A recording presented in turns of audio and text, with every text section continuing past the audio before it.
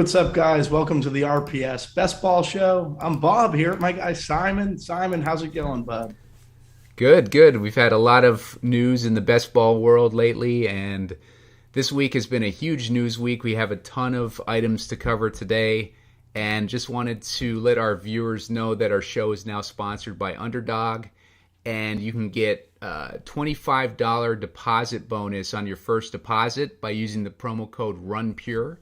So you're going to go to Underdog, use RunPure, you get a $25 cash bonus, and you can use that. Basically, that's a free entry into the Best Ball Mania tournament that we've all been playing and entering all these lineups into. Yeah, I got a ton of lineups in already. I use code RunPure. I think I got 25 lineups in there right now. Everyone's kind of hammering the big million Underdog, so make sure you get in there. Also, don't forget, RPS Heater 25 is the promo code to get you 25% off your first payment for Run Pure Sports. So make sure you're getting in on that if you're trying to get our content or just follow the channel. Like and subscribe to follow the channel also. That's pretty much kind of the way that we're doing it here. So make sure you're liking and subscribing. And if you sign up, RPS Heater 25. So lately, there's been a lot of news items coming out, and we wanted to jump on and cover how they're affecting the best ball ADP and how it's affecting people's drafting lately. And the first big news item was Michael Thomas. Michael Thomas basically came out, and we found out that he had surgery recently. He was supposed to have it much earlier in the year, but he never went back to see a specialist who recommended the surgery. So it turns out like he had the surgery a lot later than he was supposed to, and now he's going to miss probably about 8 weeks into the season. So he's going to miss at least half the season, it seems, and possibly even more. And then just on top of that, he's just like, he hasn't been all there lately. Like the last couple years, he's been acting a little erratic with his behavior and whatnot. And so it seems like he's kind of going that wide receiver route where they kind of start acting a little strangely, and it starts affecting their performance on the field. Bobby, you wanna touch on that a little bit? Yeah, so we've seen this behavior basically dating back to college. His ADP is going to drop probably at around the 6th or 7th round. You kind of have to decide if you want to take a risk on him there. I don't mind it if he's there.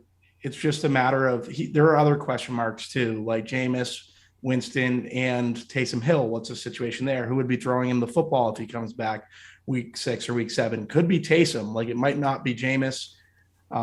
We should kind of think about like how that's. I think that so this situation really affects like Kamara. I think you bump him up if you have him in your rankings. And I also think it affects how the Saints deal with the Taysom Hill Jameis situation, because if they were to just start Taysom, they probably could do that with Michael Thomas and get away from it.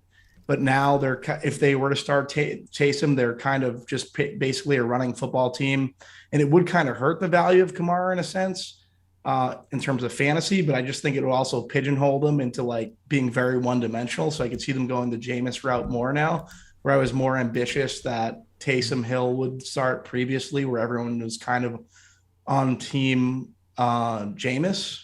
So that kind of screws up my exposures a little bit, but. Yeah, I don't know. How do you see this affecting Kamara? He's obviously going to see a usage uptick, although we're still going to see his Latavius Murray there anyway. So it's just like he's still going to see a role. So how are you attacking that, and how do you have Kamara in terms of your ADP now? I think this puts a lot more clarity on the first round. There was a lot of ambiguity in the picks 3 through probably about 7 before, when we were drafting. Things are becoming a lot clearer now with the news of Zeke being in shape, and now this Michael Thomas news, because now the entire offense basically runs through Kamara in New Orleans. There are a few receivers that started to show signs of life last season. Marquez Callaway and Deontay Harris, who are really, really late round picks that you can start targeting now. I think I was still able to get both those guys close to the 16th to 18th round. So those guys are still good. Adam Troutman, he's a guy I've been drafting all summer. He's suddenly gonna start climbing up in the rankings too. He is their tight end. He was a rookie last season. He was doing mostly blocking last season, and he did a good job with it. It got him on the field a ton. And this year, they're going to need him to step up as a receiver more. So I think that void of Michael Thomas, they're going to need playmakers. And I think Adam Troutman is a guy that can really step into a role like that and have a huge season. And he's one of those tight ends that you can draft late or later after the 10th round, where you can take a shot on a guy to try to push your first tight end draft later on into the later rounds. Yeah, 100% get what you're saying. The Deontay Harris call, I think both of us have exposure to him already, but I think he's going to become more draftable now. Marquez Callaway and Troutman, he's obviously going to get a bump up in terms of his ADP. For me, one of the situations is Dalvin Cook and Kamara. You talked about the ambiguity after Cook in the 2 slot. I haven't been drafting Cook because I feel like a lot of ownership, because of the ambiguity between 2 and say 9, was very leverageable. And I hit on Akers, and my other play was basically not taking Cook and taking Madison, because if Cook busts, there's going to be so many people that have been drafting Cook at 2, and Madison steps right into a role where he could see 25 to 30 carries a week. And then if we're playing DFS, he's extreme chalk the following week until his price catches up. But in best ball, if you're way over the field, like you have him all season, it's a fantastic situation. I right now have bumped up Kamara, and it's weird because I had Kamara last year on my best team. And when Taysom Hill was the starter, if that was ever to be the case, like, I don't even love Kamara at 2, but I think the usage uptick, if Jameis ends up being the quarterback, kind of puts him ahead of Dalvin for me, just because of how I've already decided to attack this best ball slate, the 2021 best ball slate. What are your thoughts there? Yeah, I think that's a good strategy. I don't mind taking Kamara over Cook. I'm kind of in the same boat with you. We don't know what the durability of any of these running backs are going to be. So between Kamara now with the bigger role that he's going to have in that offense and Cook, we already know what to kind of expect out of Cook. So there's a little less uncertainty, I think, in Cook's situation. With Kamara, we don't know who the quarterback's going to be. There's a little bit more uncertainty, but you can embrace the uncertainty and focus more on drafting Kamara, and then hope things break your way with the Madison drafting. So I don't hate that at all. Like, you can still take Cook at 2 as well and then draft Madison, but my play is that I just don't want I'm playing for the situation that I hope plays out, just because of how we've seen Cook's durability. The other thing is, if Taysom starts, Kamara is horrible too. Like, if Taysom's going to be the starter, you do not want to be drafting Kamara at 2 overall.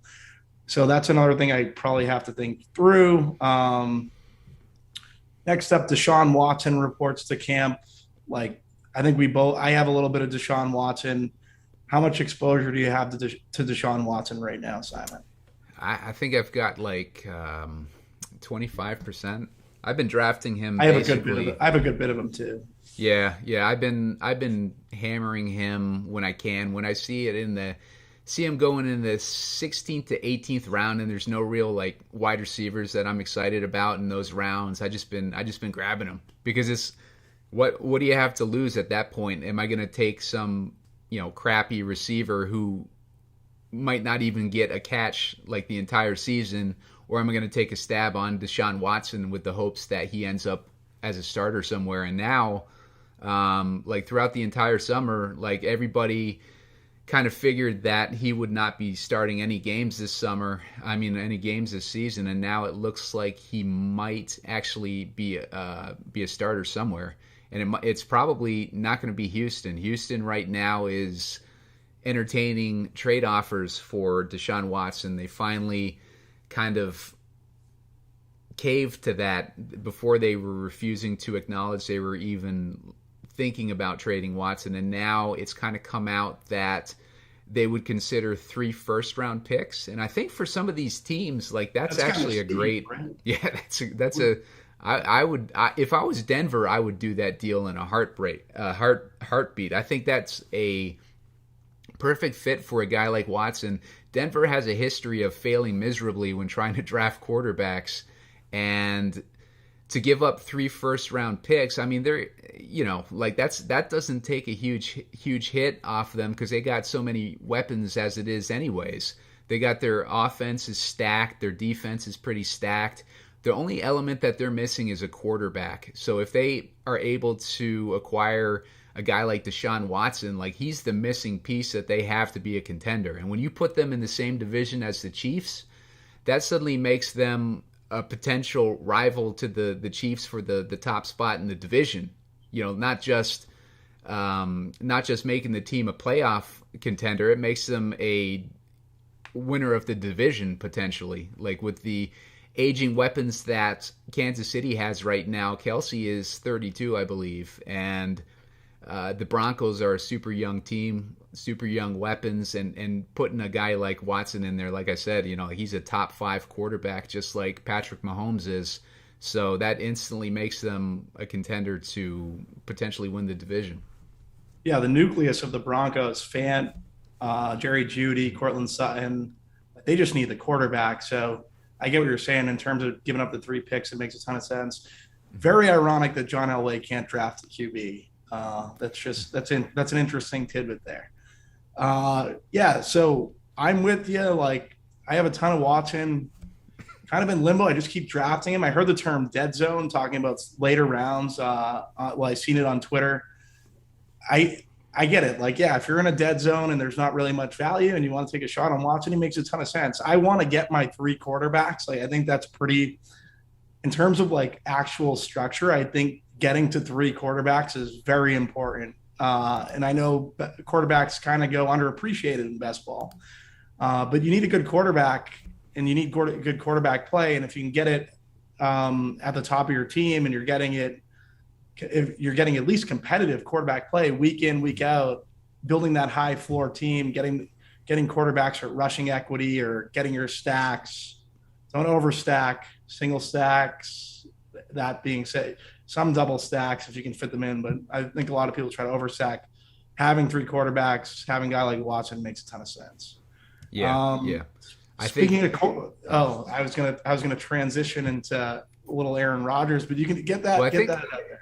Yeah, I think there are other potential spots for Watson. I think we mentioned the other day that Philly was a potential landing spot for him. I don't like Philly for him. It doesn't make as much sense as Denver would for the value that he would have fantasy wise, but Philly has been mentioned, and one of the beat writers in Philadelphia mentioned that there was a 90% chance that he would end up in Philly if he gets traded, which as Hurts drafters, you and I don't want to happen. Yeah. Like the hope would be, though, if he ended up in Philly, that they would trade their first round picks, but also Jalen Hurts to Houston, because I would rather have Jalen Hurts starting in Houston than backing up Watson in Philly.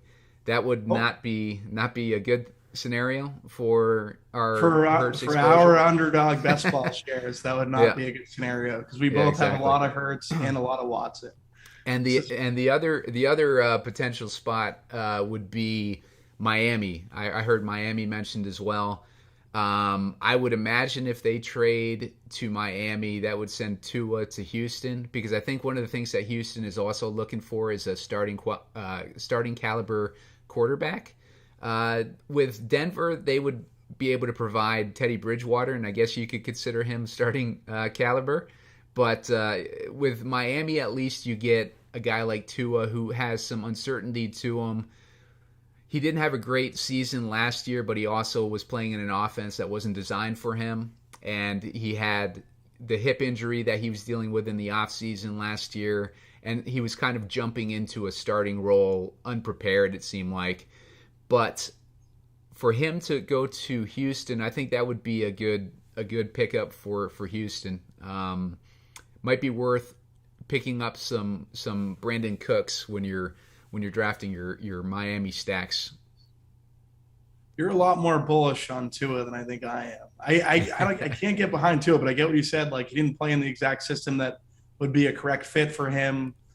Going over to Houston would make sense. They don't have many weapons, so that becomes an issue for me, because you're just putting a sophomore QB who kind of struggled his rookie year into a new situation. He's a lefty, so now we have to switch over the whole playbook for the entire team. That's an issue with trading Tua, I would imagine. Also, is like, they pretty much have to run the opposite. They basically flip the whole playbook. Yeah. So the sooner they would do that trade, the better. Is Watson's a righty or a lefty? Watson's a righty, but Tua's a lefty. I got you. Yeah. So, and also it would be Tua's like second playbook that he'd have to learn on the fly. Yeah. Is in the NFL, which I don't know. I would rather the Jalen Hurts flip and DeShaun go to Philly and Jalen Hurts to Houston. Yeah. Yeah, that would make more sense from I guess a logistical way. But the ultimate situation would be that move to Denver. And still, those Denver receivers, they're still cheap. You still get them in the 8th, 7th rounds, like somewhere around there. For their potential, like if they hit with DeShaun Watson, they would shoot up to what, like the 4th, 5th rounds? Jerry Jeudy and Cortland Sutton. You got to figure they would shoot up the whole. Like, I have a couple stacks that way already, which would be Cortland, Jeudy, and DeShaun, just because you're getting him so late, right? Yeah. It's easy. It's easy to do that stack and just pick him up as that third quarterback late in the rounds. But hopefully, I haven't seen where he's going today after the news came out. But I would imagine he's probably going much earlier than he has been. So I'd have to see, kind of get an idea of where he's being drafted right now before, making that trade worthwhile, or making that draft strategy worthwhile. Do we know how long the suspension would be? He's obviously going to face a suspension, right? I don't want to spend. I don't think there's obvious on anything right now, because right now there's no criminal charges, there's no criminal investigation that I'm aware of. It's all civil. So and he's innocent until proven guilty. There can be all sorts of allegations against him, but until there's some sort of investigation or some sort of proof that the accusations have some legitimacy behind them. And I'm not discrediting any accusations or anything like that, but I think when you're looking at it from a perspective of a legal perspective, you got to assume he's innocent until he's proven guilty. And the NFL, I would imagine that they would hold off on any type of punishment until there's some sort of civil files charged against him or criminal files charged against him. And right now, I think the last I heard of it, it looked like it was heading towards some sort of a civil settlement. So if there's a settlement, we don't know how the NFL would handle that either. It's not really an admission of guilt, but it is not a exoneration either. So it would be interesting to see how the NFL would handle a situation like that. That's what would make me worried about giving up the 3 first-round picks, is just where that situation is going. If the suspension is still a live situation, which if it were to go to criminal court, like it would automatically be. So that would be my issue if I was a team.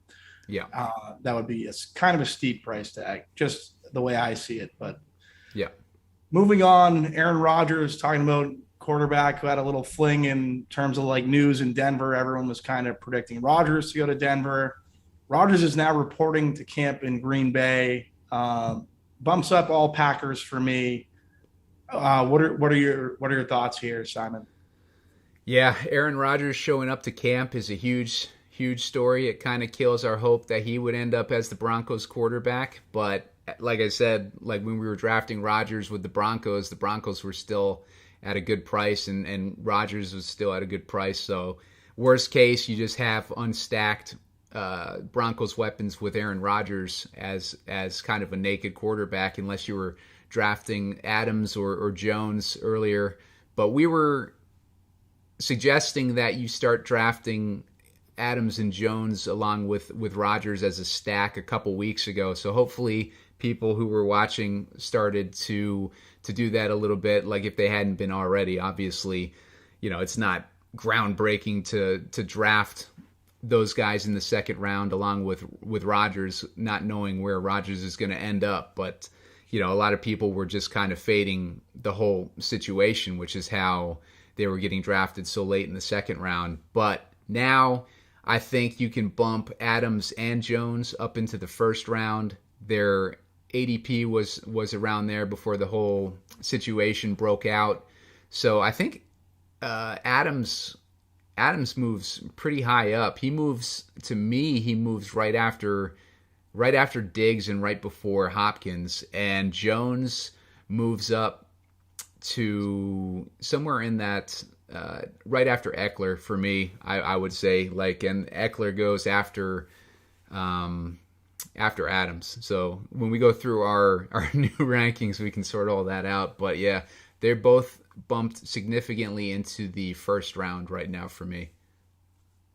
Yeah, I am with you on Adams. I might even draft him ahead of Hopkins. I have him at 12, but I'm considering moving him before we get to that segment.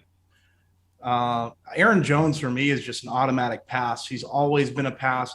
It got to the point where the value was just too good to pass up. So I think I have some shares of Jones, but I can't. I know they're going to incorporate AJ Dillon. That's where I see them going. So I don't Jamal Williams was there. He's seen a share of equity within that offense. I think they immediately are going to use AJ Dillon within that role.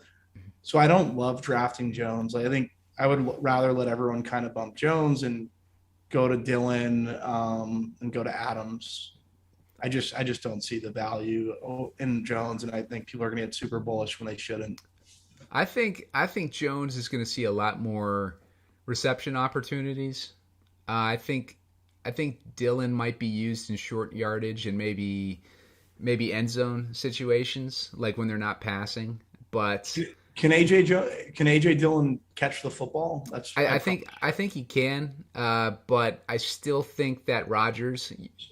It's a Rodgers situation. We know who Rodgers, he has his guys that he trusts, and he's been playing with Jones for several years now. And if you remember last year, a couple years ago, he was dropping 50-yard receptions to Jones. He was using Jones as a legit wide receiver because they had no weapons, no receiving weapons apart from Adams. So I could see Jones being a strong part of the passing game and still have the running back obviously touches in addition to that. And I think Dillon would kind of have to earn Rodgers' trust.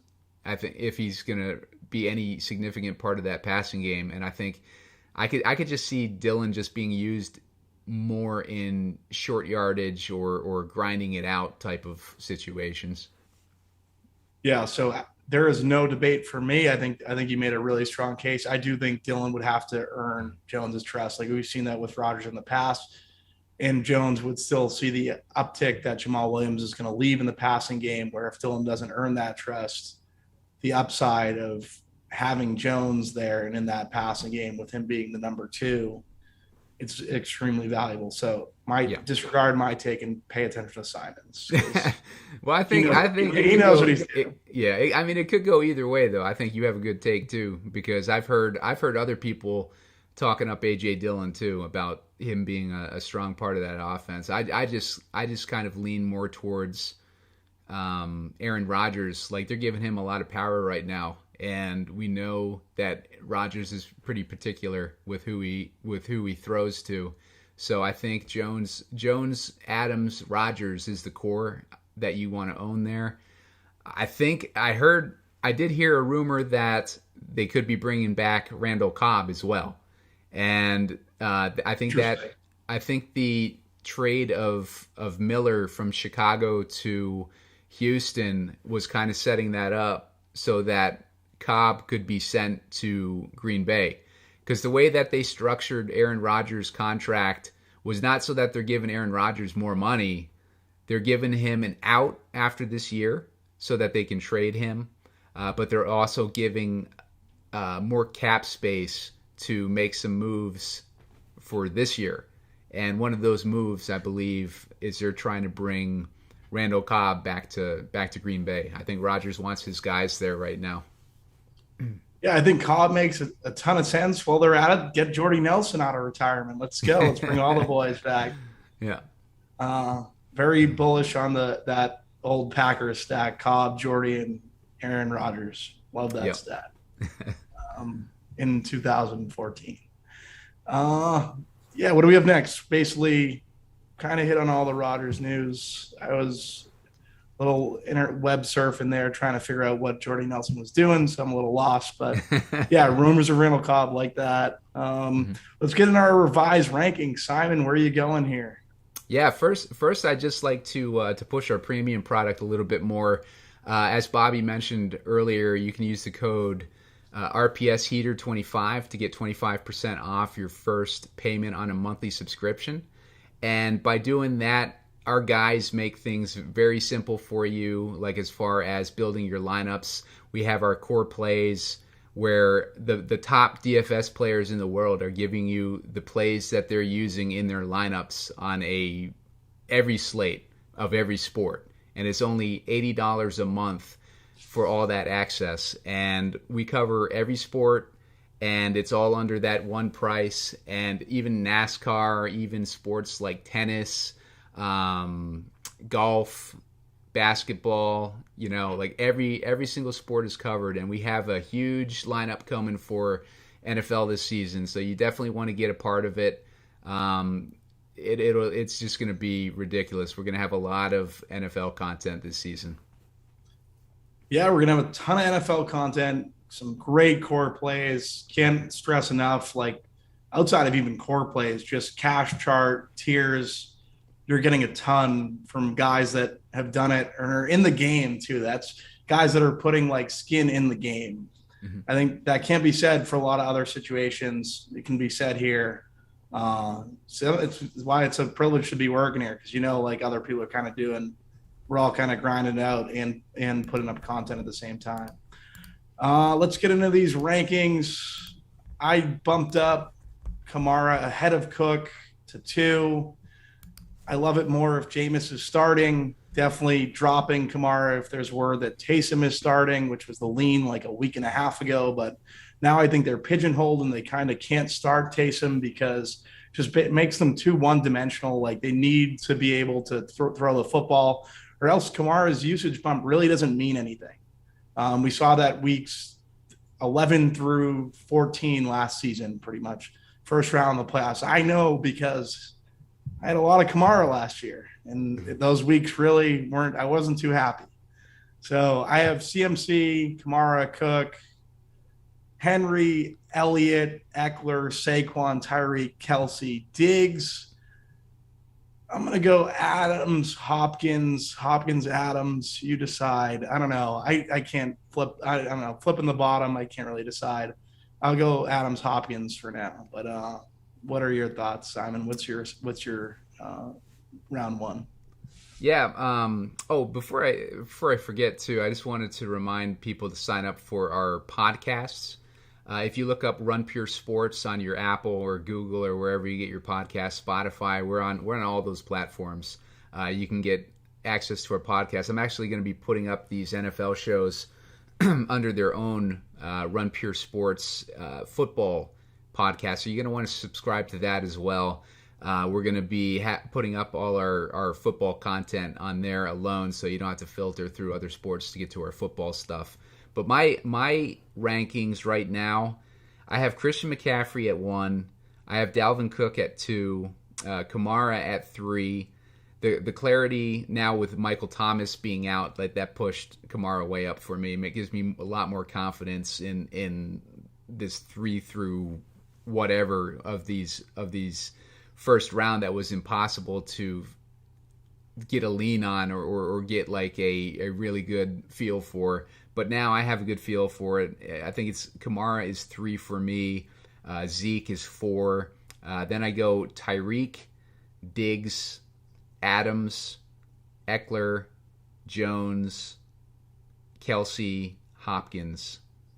Those are my top guys, and then from there it just continues. But you could probably actually bump Kelsey up maybe before Eckler, depending on what your feel is towards those early elite tight ends. I tend to try to take stabs at later round tight ends. The other day we drafted Kelsey at number 4. I wasn't happy with how my lineup turned out. It's just personal preference, honestly. But I tend to like to draft my tight ends closer to the double-digit rounds. No, I get that 100%. I did a draft earlier where I took Mark Andrews, and then a couple rounds later I took Logan Thomas.